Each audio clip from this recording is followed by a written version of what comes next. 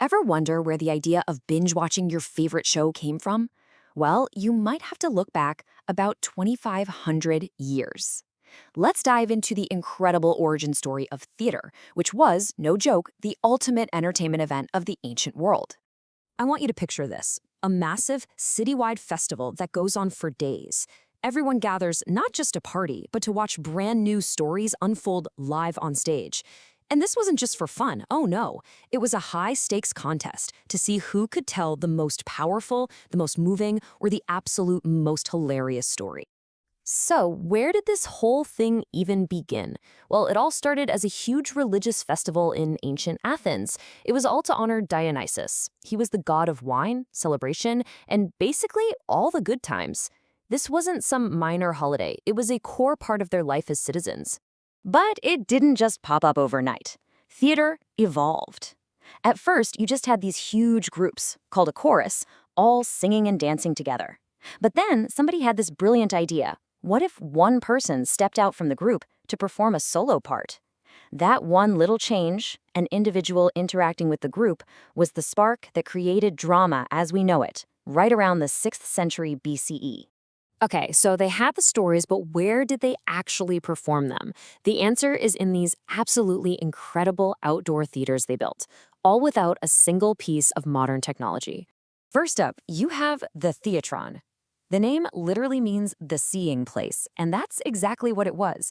They very cleverly used the natural slope of a hillside to build this giant, semicircular seating area out of stone. And we're talking big. It could hold thousands and thousands of people, and pretty much everyone had a great view. Right down at the bottom was the orchestra. Now, I know what you're thinking, violins, cellos, but the word actually meant the dancing place. This wasn't for musicians, this was the main stage. It was a circular, flat space right in the middle where all the action went down. And right behind the orchestra was the skene. You can think of this as the original backstage area. It started as just a tent, but later became a permanent building.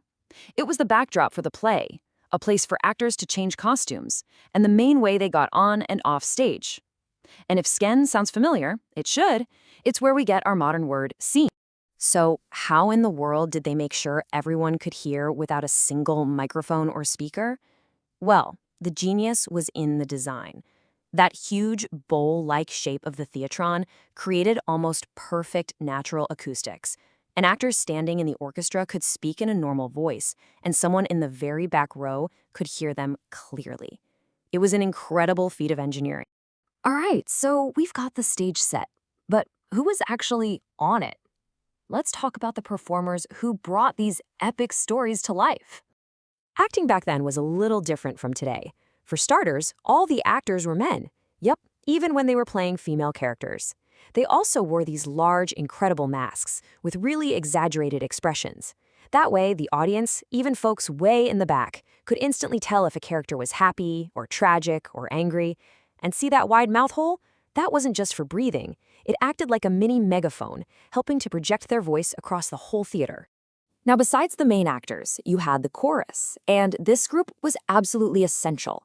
You can think of them as the voice of the community in the play. They'd sing and dance, and they'd comment on the story, basically guiding the audience on how they should feel. They were the bridge between the world of the play and the world of the audience watching it. At these festivals, the audiences would see two main kinds of plays, which really represent the two sides of human experience. You had tragedies, which explored life's biggest, most serious questions, and then you had comedies, which made fun of life's biggest problems. And you can see this perfectly in the work of two master playwrights, Sophocles and Aristophanes. Sophocles was the master of tragedy. He focused on powerful heroes battling against their fate, and his plays are super intense and serious. Aristophanes, on the other hand, was the king of comedy. He wrote about regular people and politics, and his whole goal was to make you laugh, but also to make you think. Sophocles wasn't just a great writer, he was a true innovator. His big idea was to add a third actor to the stage. Before him, plays pretty much just had two. Now, that might sound like a small change, but trust me, it was revolutionary. It allowed for way more complex characters and conflicts, and it totally changed the game for drama. This question gets right to the core of one of Sophocles' most famous tragedies, a play called Antigone. It's all about a young woman who defies the king's law because she believes she has to follow a higher moral duty to her family. It's this powerful conflict between the rules of society and your own conscience, a conflict that still feels incredibly relevant today. Okay, let's switch gears completely and talk about Aristophanes. His style was just wild, loud, and hilarious. He used crazy plots and slapstick jokes to get big laughs, but hidden underneath all that humor, he was often talking about really serious stuff like the long wars Athens was fighting or corrupt politicians. The main tool Aristophanes used was something called satire. And this wasn't just about telling jokes. It was a fundamental part of Athenian democracy. By using humor to criticize powerful people and ridiculous ideas, he was basically exercising free speech. He would put caricatures of real generals and politicians on stage and make fun of them, which was a way for the public to hold their leaders accountable, all while being entertained. So why are we still talking about these plays 2,500 years later? What makes them last? Well, a huge part of the answer lies with the people who made it all possible in the first place, the audience. Their energy was central to the whole thing.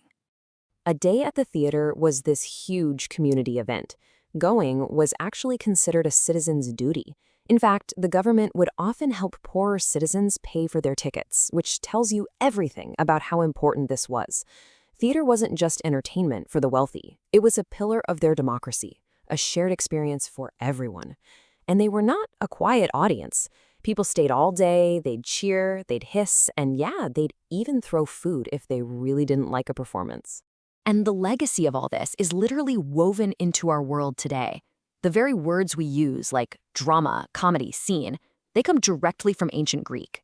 The types of stories we still love, like a great hero with one single tragic flaw, that's a Greek invention. And even the design of our modern stadiums, that tiered, semicircular seating, that is a direct descendant of the Greek theater. Which leaves us with a final thought to chew on. Sophocles found tragedy in the choices of kings and heroes. Aristophanes found comedy in politicians and current events. If they were writing plays right now, today, what would they focus on? What parts of our modern lives would they turn into an epic tragedy or a biting satire? It's pretty interesting to think about.